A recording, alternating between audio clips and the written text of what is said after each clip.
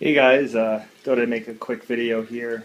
I actually made an order on Aquabid for the first time, and I used a seller named Livefins, and he sells mostly Endlers, and he sells some assorted things of plants. And overall, I was really happy with the experience.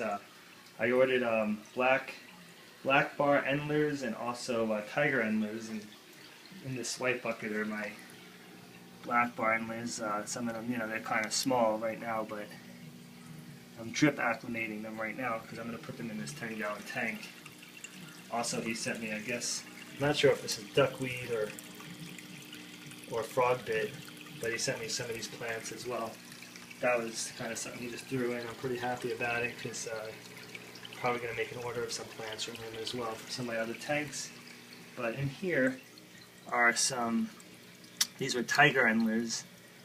And I didn't do the unboxing video because I was a little nervous that the fish were not going to make it here alive because the post office messed up royally, and they were supposed to hold the fish for me at the post office. Instead, they tried delivering him to my house and then bringing him back to the post office, which I was very confused of why they would have done that. However, got some duckweed stuck.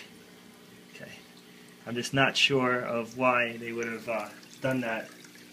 However, they did, and truth of the matter is the packaging was really good.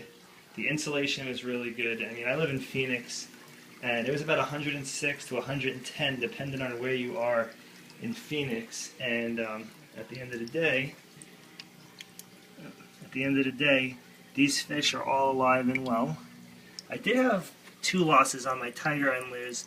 One was floating in the bag, and another one was crushed. Now, I don't know how that happened, but I did contact the seller, and I'm going to see what he can do for me about that. But overall, I am very happy. These fish are alive. They look pretty healthy.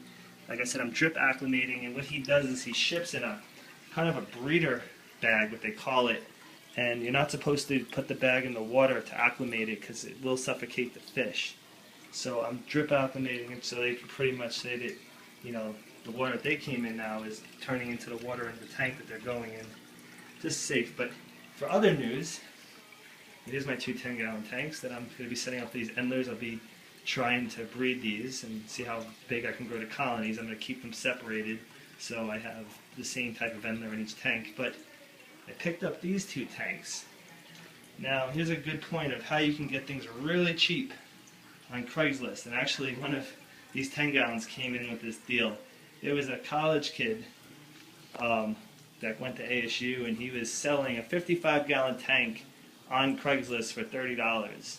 So I said, all right, let me see what's wrong with this tank. Turns out the tank was never used. It still has the sticker on it from when it came from Petco for the $1 per gallon sale, and he said he just didn't have the money to set it up. But he sold it to me for $30, and in return also, because he needed to get his stuff out of his dorm, well, it wasn't really a dorm, it was kind of an apartment, but just because he needed to get it out of there, he said, hey, I have a 10-gallon planted tank, and this 10-gallon planted tank you can have for free.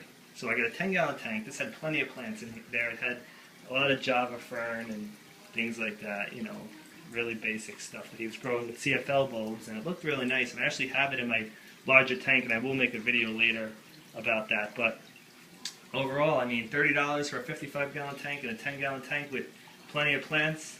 Yep.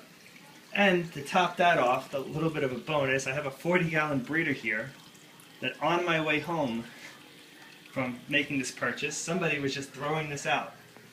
Perfectly good tank. And there will be a project to come with both of these tanks. Whether or not I'm going to put my square tank together that I keep talking about, my 4-foot by 4-foot tank, I don't know.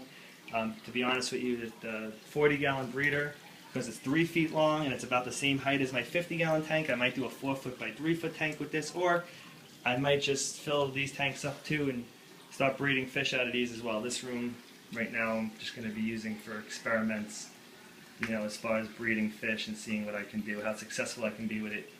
But that is it, guys. Have a good day. Please subscribe if you have not subscribed. Please comment. Let me know if you have any opinions on Endlers, or if you know anything about Endlers. I was actually quite new to Endlers myself till I subscribed to somebody named Greg Jones, and he breeds Endlers, and really got me into liking this fish. It's a cool little fish, very colorful. Looked them up. I know right now you can't tell with my fish of how colorful they are because they're tiny and kind of stressed out because of the shipment, but eventually their colors will pop and you'll see them on my videos to come. However, if you do look them up, Google them, whatever, look up, black bar Endlers, tiger Endlers, lime green, lightning Endlers. I mean, they're gorgeous fish. Check them out and have a great day.